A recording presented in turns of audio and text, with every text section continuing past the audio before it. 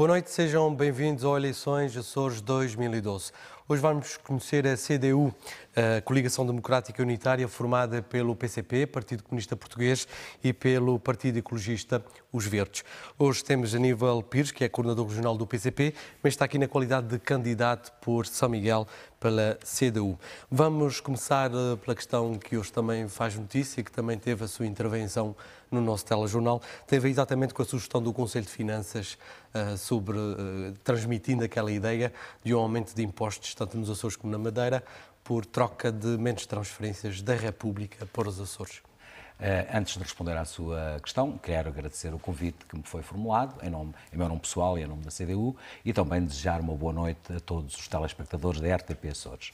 Bem, como eu disse hoje durante o dia, quando se abrem processos, como é o caso do processo da revisão da Lei das Finanças Regionais, acontecem sempre situações como esta, isto é, de procurar imprimir antecipadamente um determinado caminho.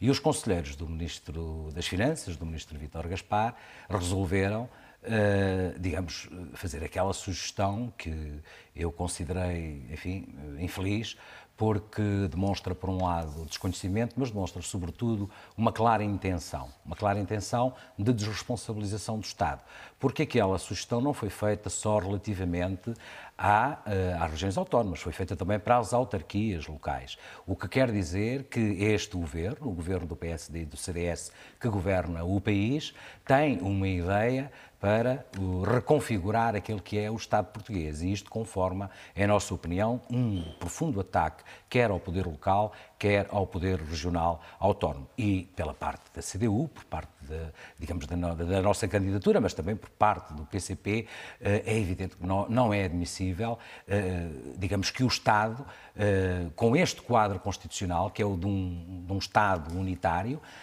se permita, digamos, a pensar sequer em que isso possa vir a ser posto em prática. O Estado tem responsabilidades para com as regiões autónomas, como tem para com o território continental. E há serviços do Estado que competem ao Estado no quadro constitucional. E, portanto, esses serviços têm de ter aqui a mesma qualidade e o mesmo investimento que têm no território continental. Aliás, digamos, se me permite, isto faz parte daquilo que também tenho vindo a designar como o maior ataque à autonomia de que há memória. Se não vejamos aqui, o que é que tem estado a acontecer nos últimos anos relativamente à região autónoma dos Açores? Um desinvestimento, claro, principalmente com este governo que está em funções. Veja-se o caso da RTP Açores, veja-se o caso do encerramento de tribunais, a intenção de encerramento de repartições de finanças, as condições em que as próprias forças de segurança, designadamente a PSP e a GNR, atuam aqui com falta de recursos humanos, mas também com falta de equipamentos e muitas vezes instaladas em, digamos, em edifícios que não têm condições dignas para o desempenho daquela função. E, portanto,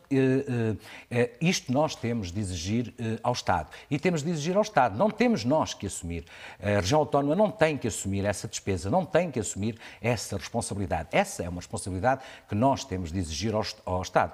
Parece-me que o Estado nos quer abandonar à nossa sorte. Quer dizer, que quer deixar as ilhas, digamos, à sua sorte. E isso não é aceitável. Aliás, isto prende-se com uma questão que para nós também é muito clara e que tem a ver com a defesa intransigente da autonomia no quadro constitucional e estatutário. É fundamental que os açorianos se mobilizem, o povo açoriano se mobilize na defesa da sua autonomia e na exigência de que o Estado cumpra aqui as suas obrigações. Precisamente aquilo que está no programa da CDU, que é exatamente recuperar a autonomia, rejeitar o memorando de entendimento com o Governo da República e à cabeça logo a questão da Lei de Finanças Regionais, que tem sido, nos últimos anos, a mina de ouro para os Açores.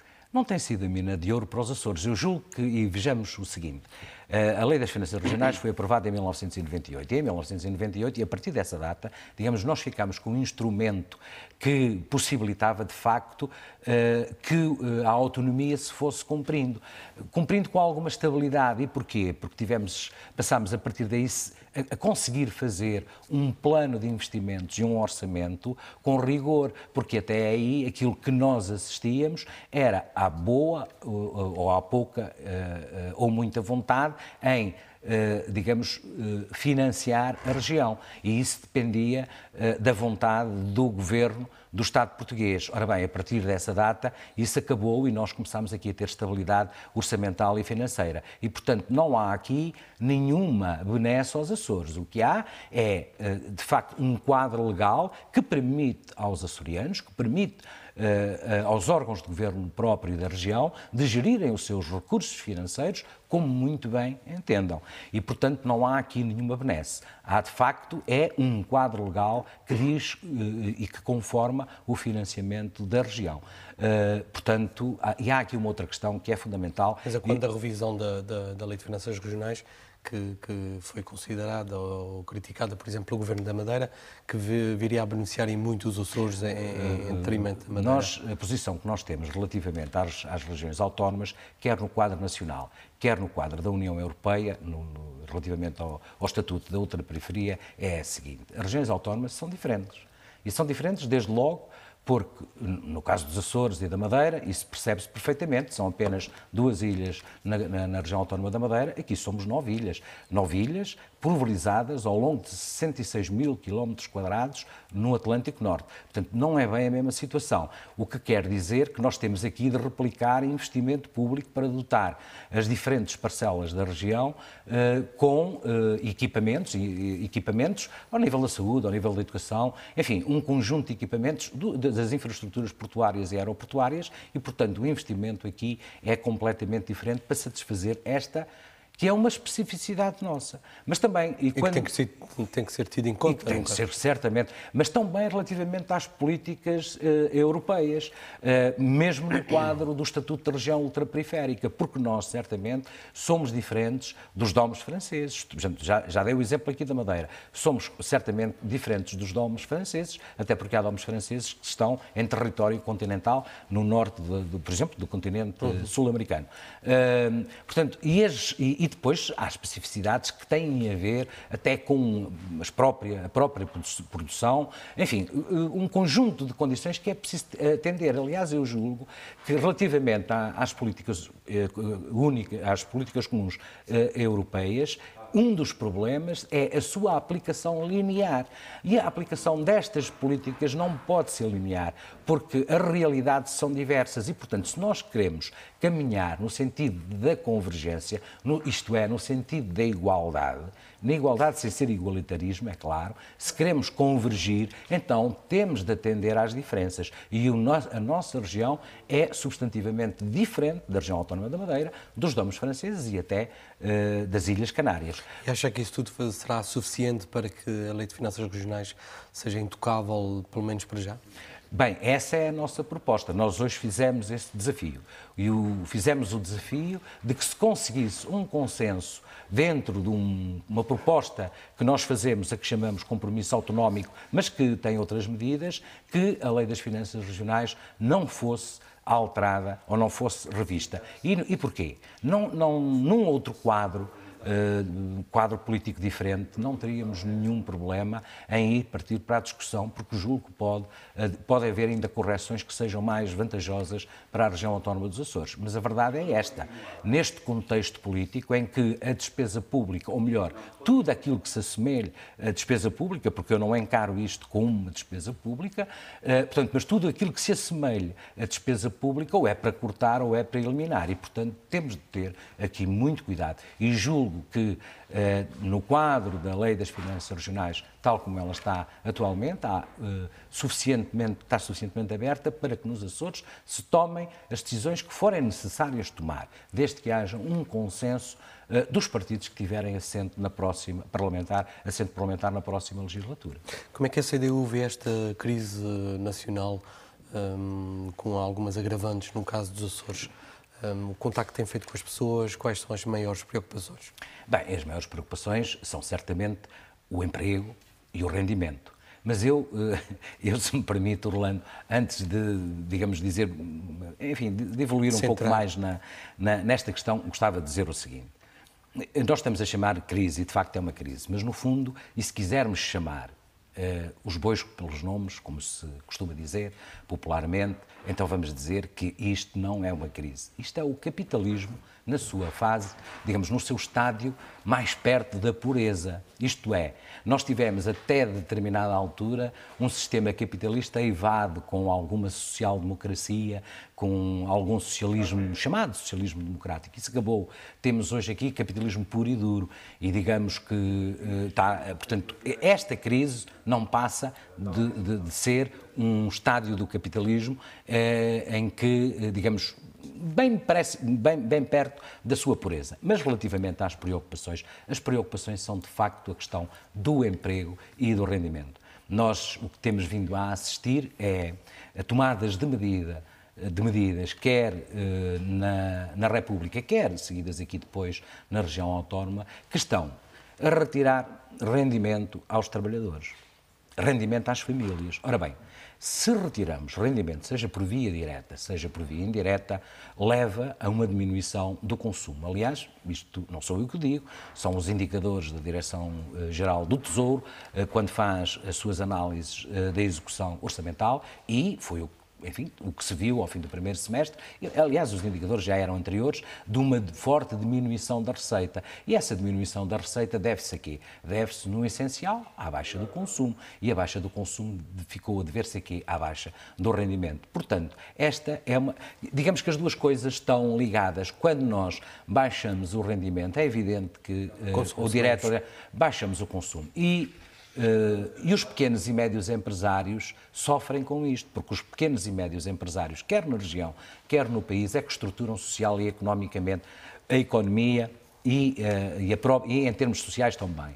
Não são os grandes grupos económicos. Os grandes grupos económicos são depredadores e, portanto, não servem, de facto. Portanto, agora, os pequenos e médios empresários, esses sim, são estruturantes, mas esses estão a sofrer da mesma forma que estão a sofrer quem trabalha por conta de outrem, até porque muitos pequenos e médios empresários trabalham ao lado dos seus trabalhadores e, portanto, sentem as mesmas dificuldades que eles sentem. E, com certeza, que não há nenhum empresário que fique satisfeito porque tem de fechar a sua empresa. Mas fechará a sua empresa porque, entretanto, não pode cumprir o seu objeto, que é transacionar bens e produtos. E, portanto, para nós, e é por isso que nós fizemos-lo durante a legislatura, isto é, procurámos sempre, aliás, eu gostava de dizer aqui o seguinte, nós, com algumas críticas, aprovámos todas as propostas que o Partido Socialista, o Governo Regional, apresentaram na Assembleia de apoio às empresas. Mas, entretanto, não vimos nenhum projeto nosso, a não ser um aumento da remuneração complementar para os funcionários da Administração Pública Regional, mas não vimos outras medidas que nós fomos propondo no sentido de aumentar os rendimentos do trabalho. Não vimos nenhuma delas aprovada, nem pelo PS, nem pelo PSD, nem pelo CDS-PP, porque há aqui uma questão que para nós é fundamental. Certamente será necessário mudarmos o nosso paradigma, este paradigma de desenvolvimento, e eu sou o primeiro até a propor, enfim, no nosso programa, e a CDU tem assumido claramente, que precisamos de um novo paradigma para o desenvolvimento dos Açores, ao qual tenho vindo a chamar também a via açoriana para o desenvolvimento.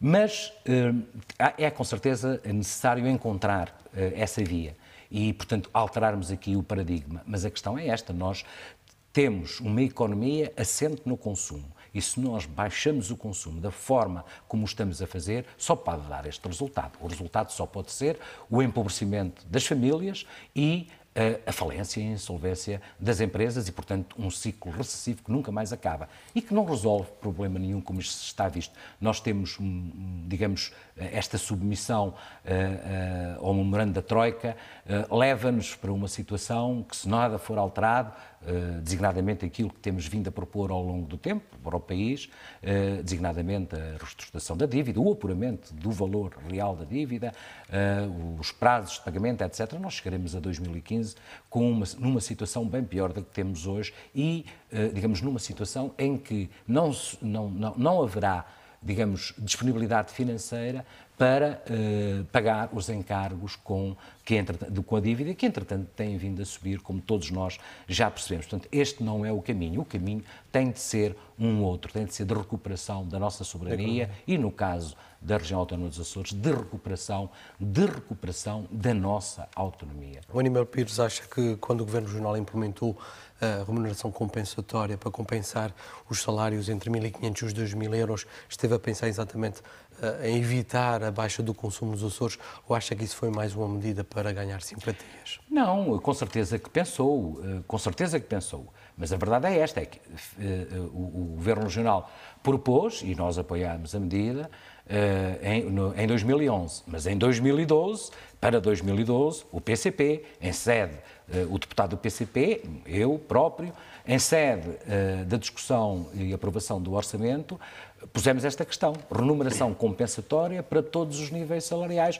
porque nos parecia que essa era uma medida justa. E fizemos mais, propusemos, e já o fizemos por mais de uma vez, e aliás não vamos desistir da ideia, visto que isso é uma das nossas medidas de emergência para o imediato, que é a reposição do subsídio de férias e do subsídio de Natal de 2012. Porque veja-se uma coisa, o subsídio de Natal e de férias de 2012, como se percebe, é uma questão de direito.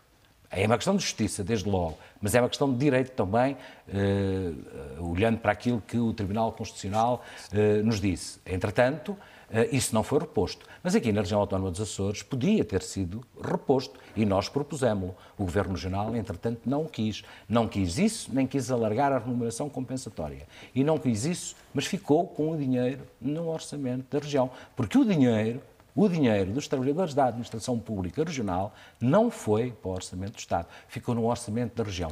Para quê? Dizia o Governo Regional, para apoio às famílias e para apoio às empresas. Acha que foi para reforçar o Fundo de Compensação Social? O Fundo de Compensação Social. Qual é a melhor forma de apoiar as empresas e de apoiar as famílias? É certamente não lhes retirar rendimento, não retirar rendimento ao trabalho, aos trabalhadores, não retirar rendimento às famílias, de modo a que as famílias mantenham um determinado nível de consumo. Mas aí o Governo não teria qualquer influência, não é? Não tinha qualquer influência. Orlando, através do Fundo de Compensação Social é o Governo que decide, não é? Se me permite, a questão é a seguinte, se me permite. Para onde é que foi o dinheiro do Fundo de Compensação Social? O Orlando sabe, é que nós também não sabemos. Mas sabemos uma coisa, sabemos que se esse dinheiro tivesse sido pago, ou melhor, se não tivesse sido roubado aos trabalhadores, esse dinheiro era gasto e não era gasto fora da região, era certamente gasto na região. E não foi. E os empresários, todos eles se ressentiram. Ressentiram-se o Natal passado com o imposto extraordinário, ressentiram-se este ano na altura do subsídio de férias e com certeza que o Natal será aquilo, não será diferente ou substancialmente diferente daquilo que foi o verão. Os empresários é que o dizem, porque não são só as pessoas, são também os empresários, os pequenos e médios empresários que vêm ter connosco e nos dizem isto mesmo. Vocês têm razão, porque não se pode retirar dinheiro. Se retiram dinheiro às pessoas, as pessoas não vêm aqui comprar e eu, mais tarde ou mais cedo, vou ter de encerrar a minha empresa e colocar mais 2, 3, 4, 5 ou 6 trabalhadores no desemprego e eu não queria isso. Mas para que isso não aconteça é necessário, de facto, que haja aqui uma atenção muito grande. Já me perguntaram aqui há um dia destes, numa entrevista, as medidas para o imediato. Rendimento, porque isso promove emprego. Isso segura e promove mais emprego. Isso é fundamental para nós. Portanto, por isso é que nós, nas medidas de emergência, propomos, desde logo, o aumento do salário mínimo, a reposição do acréscimo ao salário mínimo, a reposição da pensão para 60 euros. Exatamente. Um conjunto de medidas que depois poderei desenvolver mais à frente, se assim se entender. Mas que são medidas de emergência para o imediato. E isto porquê? Nós consideramos que há aqui... nós, para termos futuro, enquanto região e enquanto povo, um futuro, mas quando falo um futuro digno, um futuro mais justo, precisamos agora de vencer esta crise. E esta crise não se vence da forma como estão a ser tomadas estas medidas. Esta crise vence-se, de facto, olhando para os problemas das pessoas e para a questão do emprego e para a questão do rendimento. É preciso vencer a crise para ganhar o presente, para depois então podermos construir um futuro, garantir um futuro e construir um futuro melhor e mais justo para todos, quem vive nestas ilhas e para o conjunto do país. Aníbal Pires, há bocadinho falava da questão de uma nova via, de outra via para os Açores. Por onde é que passa esse projeto da CDU nos Açores? Por exemplo, qual é que deverá ser o motor do desenvolvimento económico daqui para a frente? Bem, eu podia sintetizar, e vou sintetizar. Até posso propor outra vez. Turismo será uma via? É com certeza, mas eu sintetizo isto apenas numa frase, posso depois desenvolver. A chave do nosso desenvolvimento está incontornavelmente na terra e no mar. Essa é a chave do nosso desenvolvimento. E quando falo na terra, não falo só na agricultura. Falo também na qualidade paisagística e ambiental e, portanto, quando estou a falar nisto, estou a falar no turismo. E quando falo no mar, não estou a falar apenas nas pescas, estou a falar também em todas as atividades ligadas ao mar e que têm a ver com o turismo, como seja o whale watching, o mergulho, o iatismo, enfim, todo um conjunto de atividades que são desenvolvidas com o mar. E quando se fala no mar, fala-se também numa outra coisa, portanto, não é só turismo, é transportes marítimos, de passageiros e de mercadorias, com regularidade ao longo do ano, para ligar todas as ilhas e também para ligar algumas em particular. Não se percebe, por exemplo, porque é que não há uma ligação com regularidade entre São Miguel e Santa Maria de mercadorias e de passageiros. Eu sei que há uma ligação que se faz regularmente com Santa Maria, de São Miguel e com Santa Maria, de mercadorias. Portanto, mas há necessidade de ir um pouco mais além. Não estou a pôr em causa o trabalho que, com certeza, essa empresa tem feito ao longo de todos estes anos, mas precisamos de acrescentar ou dotar essa empresa dos meios para que o possa fazer.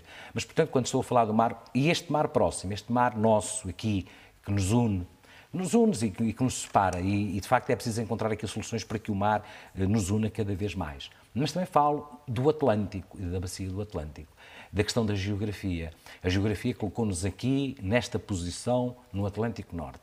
E nós estamos aqui, é evidente que estamos distantes dos continentes, mas estamos numa posição onde temos para o oeste a nossa diáspora, que tem, de facto, um significado importante.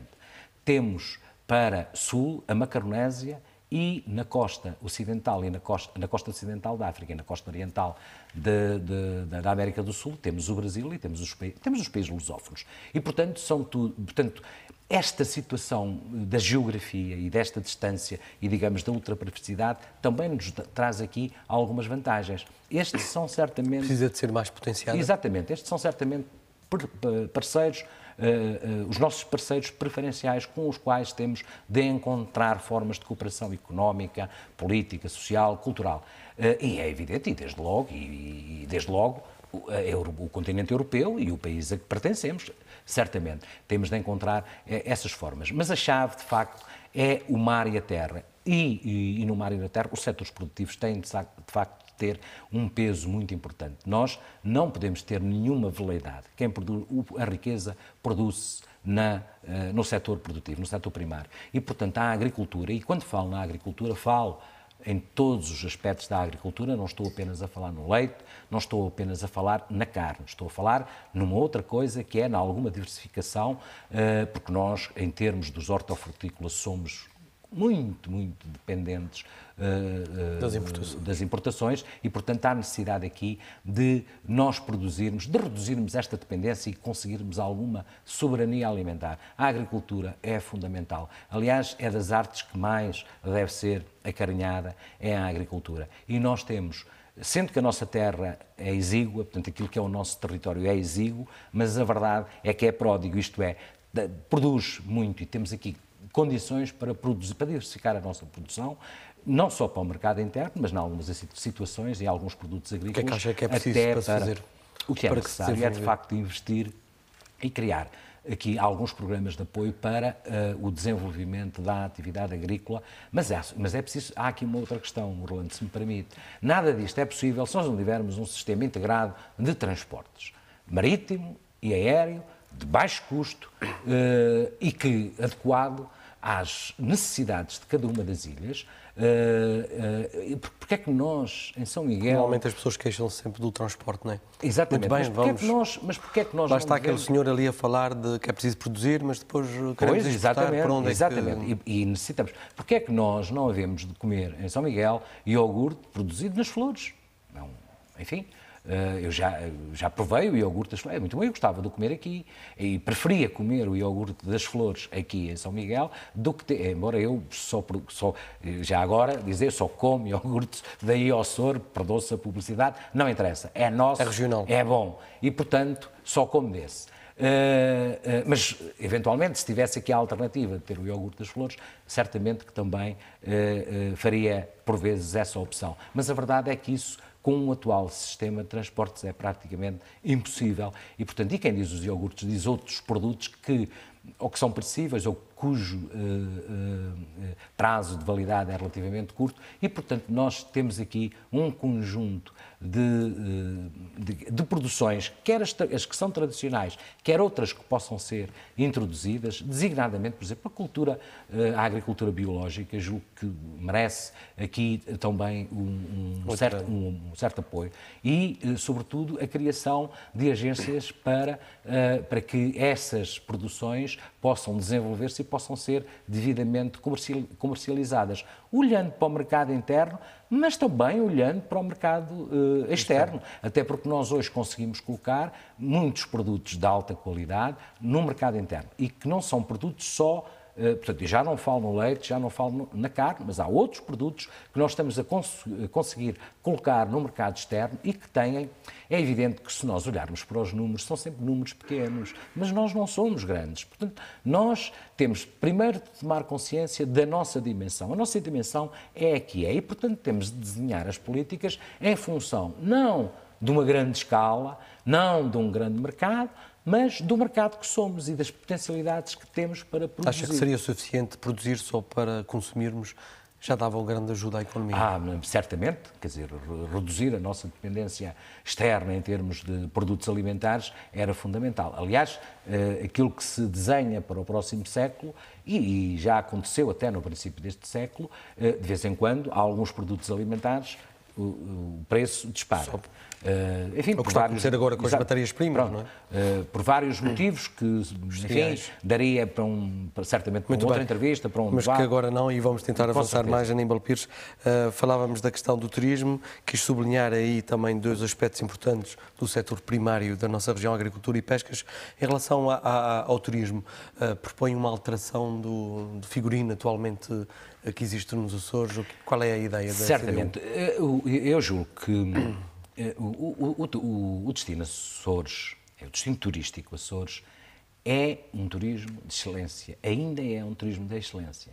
Aquilo que tem vindo a ser feito, houve aqui alguma inversão e que até resultou não tanto das políticas, mas dos próprios agentes turísticos que perceberam que nós estarmos a tornar os Açores igual a qualquer outro destino, digamos, de massas, de turismo de massas, era um erro profundo e começou a haver aí pequenos nichos de turismo que hoje começam a ter já, digamos, algum significado em termos daquilo que é a nossa dimensão. Por exemplo, o mergulho, Santa Maria, a Graciosa, mas há outras ilhas onde se faz mergulho e para o qual não é preciso fazer um grande investimento. Por exemplo, em Santa Maria, existe ali ao largo de Santa Maria, existe um Monte Ambrósio, portanto um Monte Submarino, onde há uma colónia de jamantas permanentemente e, portanto, onde vem gente de todo o mundo mergulhar com as jamantas e as jamantas estão lá.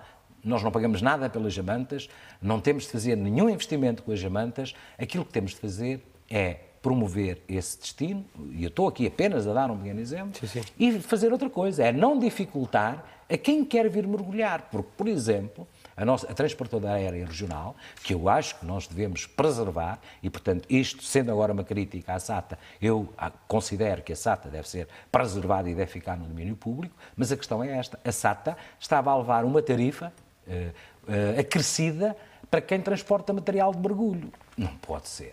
Então, se nós queremos captar turismo, designadamente este tipo de turismo, e vamos criar aqui uma complicação a quem quer transportar material de mergulho, não é uma questão de peso, era uma questão de uma taxa suplementar porque se tratava de material de mergulho.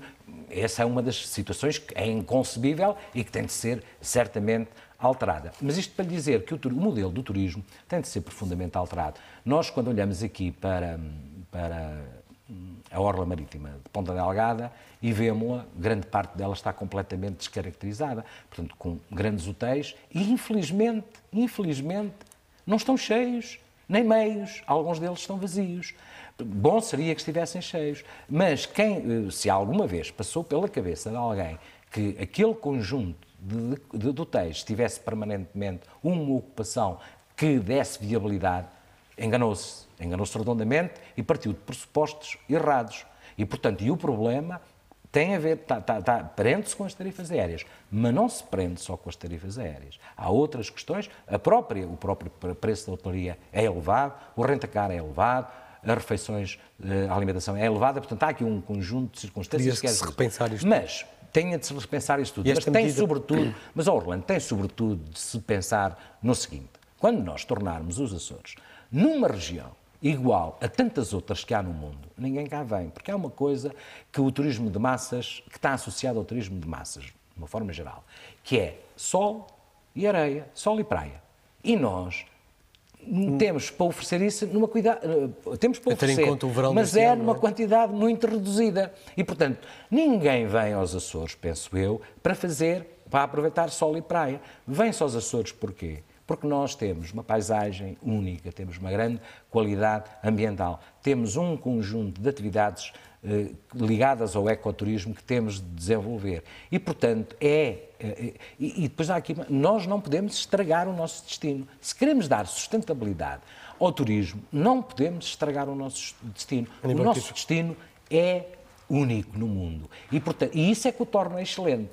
E, portanto, se queremos dar sustentabilidade ao nosso turismo, temos de reavaliar este modelo e adequá-lo não só às nossas características, como à nossa dimensão. E há aí situações bem-sucedidas de iniciativa empresarial. Por exemplo, o Pico tem uma oferta muito interessante ao nível do turismo rural, enfim, e fora daquele estereótipo da grande unidade hoteleira. Por aí, sim, devemos caminhar, não da forma como tem sido feito até agora. Muito bem. Certamente que a entrevista, o tempo vai passando e caminha muito mais depressa do que esses projetos que a CDU tem, que vão demorar ainda algum tempo, mas que têm a viabilidade e acredita neles certamente. Falámos há pouco da agricultura, pescas, transportes, turismo. Proponho agora que falemos um bocadinho da saúde, educação, o que é que a CDU pretende para os açorianos. Olha, nessas áreas. Desde logo, em relação à saúde, há aqui uma questão que é a seguinte. Aliás, nós, nas 11 medidas de emergência, uma delas prende-se, estar diretamente relacionada com a saúde, e é acabar com as taxas moderadoras, uma vez que as taxas moderadoras acabam por impedir o acesso a cuidados médicos de um determinado segmento da população que, se não for à urgência, dificilmente acede à especialidade. Não é a especialidade, às vezes não é a especialidade, às vezes é apenas a uma consulta médica.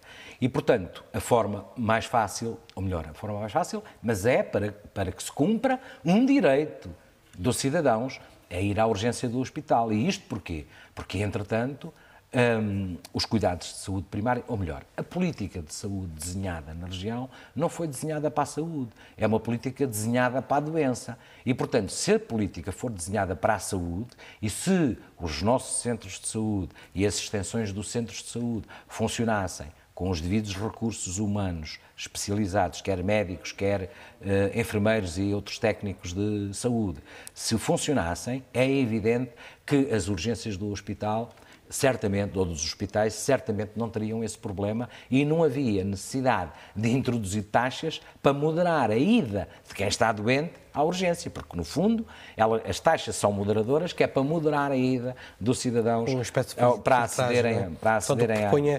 uma aposta mais forte nos cuidados primários, portanto, na prevenção, para evitar as intervenções. Exatamente, porque veja o seguinte, mas isto não se passa só na região, passa-se no país. Esta coisa da doença não é da saúde, é da doença, é um grande negócio. É um grande negócio. Como é que se ganha dinheiro? É a curar. É a curar, porque quando as pessoas estão doentes é que necessitam de medicamentos. Portanto, quem é que ganha dinheiro com isto? Com certeza, as farmacêuticas, e, portanto, é evidente que se se desenhar uma política para a saúde, é evidente que haverá menos pessoas debilitadas, menos pessoas doentes, e com certeza que isso não é favorável a determinados grupos de interesses, grupos económicos. Mas isso sim é que é olhar para o bem-estar dos cidadãos. E, portanto, relativamente à saúde, desde logo há necessidade de repensar a saúde de uma outra forma. Depois, e relativamente à questão da dívida da saúde, a dívida da saúde decorre certamente destas opções, erradas, a não se ver, designadamente a política para a doença, decorre com certeza de uma má gestão dos recursos, mas decorre sobretudo de um subfinanciamento do setor. Veja uma coisa, Orlando, nós pagamos, digamos, em termos de impostos, pagamos muito. Somos dos países mais taxados em termos do imposto sobre o rendimento. E isto leva a que, portanto, esse dinheiro dos impostos é exatamente para garantir os direitos constitucionais. E o direito à saúde é um direito constitucional. Portanto, está, digamos, esse direito, eu estou a garanti-lo através do imposto que pago sobre o meu rendimento. Portanto, não tenho que pagar taxas moderadoras. Mas, portanto, a dívida da saúde, que de facto tem aqui um valor importante, tem que se resolver. Tem que se resolver, mas resulta disto. Resulta do crónico subfinanciamento do setor, de erros de gestão e da forma como o Governo Regional acabou por fazer, quer dizer, criou a Saúde Açor, os hospitais empresa e depois, relativamente à Saúde Açor, enfim, os resultados em termos de poupança foram nenhuns. Eventualmente houve até acréscimo, foi preciso pagar, digamos, a um staff, a um conselho de administração. Os hospitais empresa têm um problema. Quando faz os protocolos e os contratos de programa com a Saúde Açor, já vão em déficit, isto é, só podiam, o caminho só podia ser este, de falência, porque, entretanto, o contrato de programa, logo à cabeça, não lhes garante o funcionamento regular todo o ano. Portanto, nós, até no nosso programa, aquilo que propomos, não propomos, digamos, a extinção da Saúde Açor para o imediato, mas é preciso avaliar, não só a Saúde Açor, como outras empresas, é necessário avaliar da sua utilidade. E nós não propomos a extinção agora, exatamente por causa da dívida, porque não queremos também estar aqui a contribuir com isso para criar mais um problema à gestão regional, às finanças públicas regionais. Mas a verdade é que temos de começar a avaliar essa e outras empresas para que elas venham para os departamentos do Governo com competência sobre a matéria. Porque, por exemplo, relativamente à saúde, claramente os profissionais de saúde se queixam de uma espécie de dupla tutela. Por um lado, a Secretaria Regional e o Secretário Regional, por outro lado, a Saúde Açor. Muito bem, estamos a caminhar rapidamente para o final. Proponho educação ou então o Aníbal Pires também falar de algumas medidas das tais 11 medidas apresentadas, antes mesmo da gente ter a mensagem final.